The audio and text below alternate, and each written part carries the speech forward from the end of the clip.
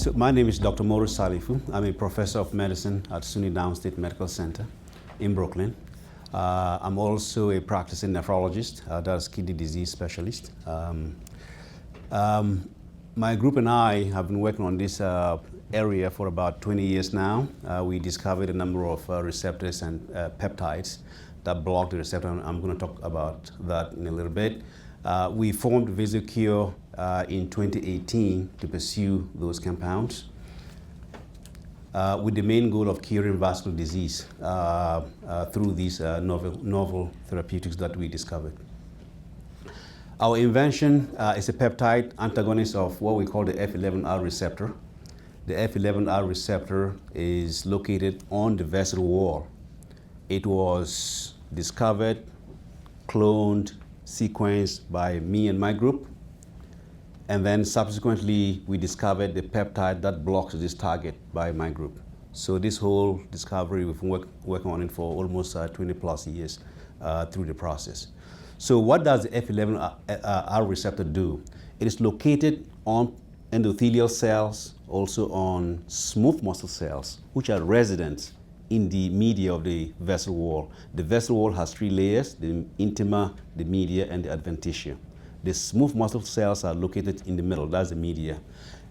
When the vessel receives a signal, the smooth muscle cells express the F11R, and that is what causes the smooth muscle cells to begin to proliferate and then migrate to occlude the lumen in the intima.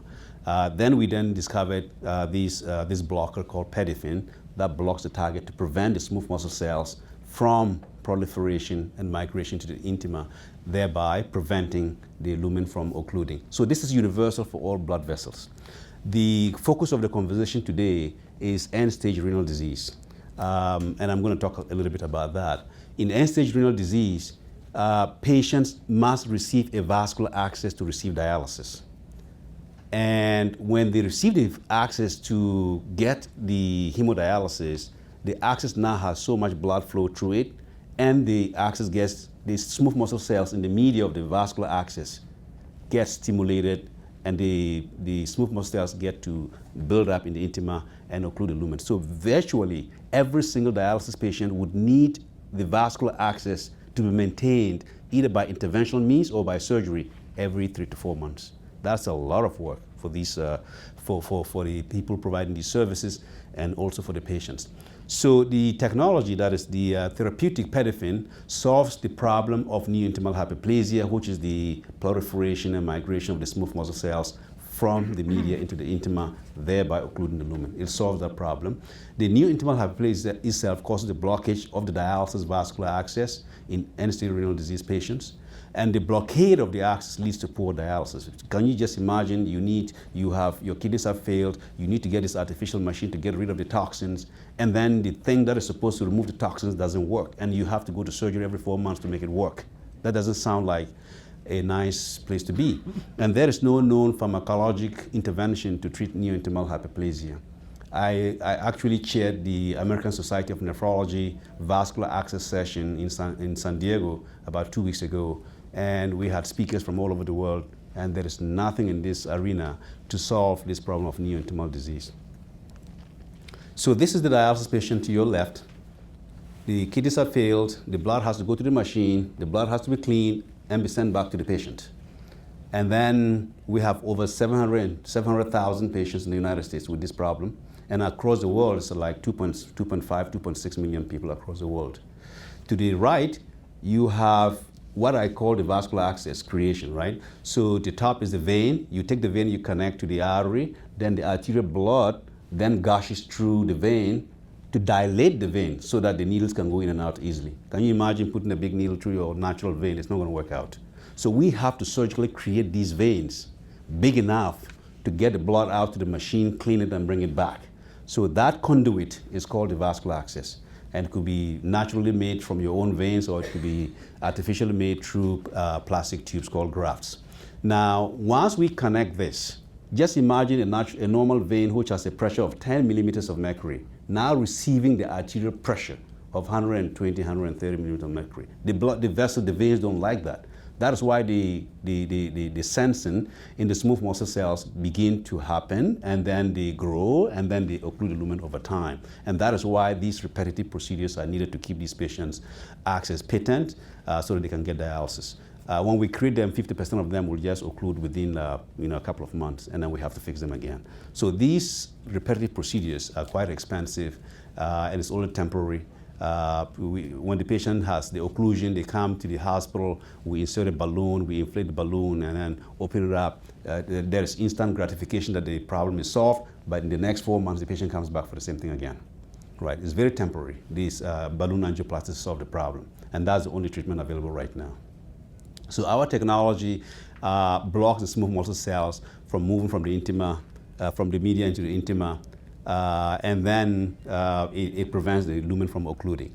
We have done a lot of animal studies, small animal studies. It doesn't have any toxicity. It's easy to manufacture because we're already getting it from manufacturers, and we are using it for experiments, and we have very strong data. We believe that because there's no medication, pharmacologic intervention right now, we have a high chance of getting the orphan drug classification, which means faster pathway to the FDA approval. So we've published over 30 publications in the very prestigious journals. Our peptide was featured in Peptide Science, the cover page of Peptide Science. You can see to the left. We also had a cover page in thrombosis hemostasis for the same peptide. That's the F11R receptor in green. On the left, the purple is the receptor discovered by us, and then the white and red is actually the pedifin blocking the receptor, and that made it to the cover page. Below, to the left, is the carotid ligation model showing you the control. If you don't do anything to the intima, you get near-intimal disease build up in the intima. If you treat with peptide 4D, you reverse it. And the reversal is almost equal to the normal vein size. And to the right, you have a plaque. In animals with atherosclerosis, if you treat with our peptide, you can actually reverse the atherosclerosis. You can see that the aorta is filled with plaques, and to the right, the plaques are all cleaned out. So this is great stuff. So we have a lot of other pipeline molecules, but peptide 4D pedifin is our main target. We've done all the preclinical stuff. We're looking to move to the IND stage right now. This is the group, myself, and then we have very strong business development team. We have a very good scientific team as well. The target market is any dialysis provider, such as DaVita, Fresenius, and other small dialysis providers around the country. We believe we're going to have the orphan drug classification first to market to treat neointimal disease or hyperplasia. The market is already huge, $124 billion market cap with 5.7% growth rate annually. So this is how it actually works. So to the left, you have a clean blood vessel. When the blood vessel is injured, the F11R receptor is expressed. Once it's expressed, things bind, and then to the bottom, the intima gets bigger and bigger. Once the pedifin is applied, the lumen gets to open up again, and is back to normal. So we have IP protections because we've been working on this for a long time. Our base patent, the first one, was for 20 years. That is now expired. But we have other patents, indication patents for neointimal disease. That was filed about 3 years ago. We have a patent for cancer because the mechanism is about the same. That is to 2038, and we have provisional filing that was done very recently. And the indications are for nephrology, cardiology, oncology, and pulmonary hypertension in the future. But for now, our target is nephrology because the patients are all on dialysis. We can provide the IV treatment, and the patient doesn't have to do anything else. So the roadmap, we have raised $5 million in grants so far. The founders have contributed $500,000 so far. We're looking to raise $5 million to do the roadmap that would lead us to the IND, preclinical, genetic toxicology, safety, pharmacology, the regulatory filing course, and then the first in-human studies. This is our contact information. We're on Broadway, New York City.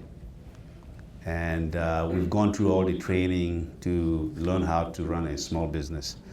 So thank you very much, and looking forward to talking to you.